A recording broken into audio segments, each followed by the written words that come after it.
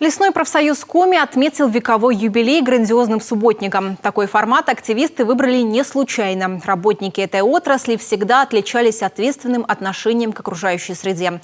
Виктория Палкина расскажет подробнее.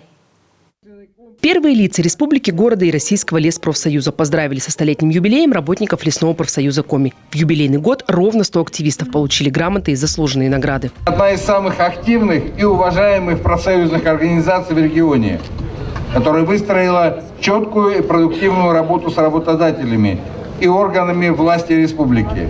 Лопаты, грабли, мешки для мусора. Такой рабочий формат юбилейной даты выбрали для себя работники лесного профсоюза. Территория субботника больше 2 гектаров зеленого массива, а еще центральная улица – любимое место отдыха эжвинцев. Сегодня мы такой большой командой, где-то 500 человек собрались здесь для того, чтобы прибрать парк и сделать подарок к 60-летию Эжвинского района от столетия лесного профсоюза Республики Коми. Участвуют работники профсоюза и в других экологических акциях. Восстанавливают леса, убирают побережье рек. И все же славится лесной профсоюз тем, что всегда стоит на защите интересов работников своей отрасли. Здесь ведется очень большая работа.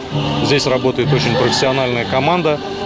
Ребята, есть юристы, есть технические инспектора, специалисты.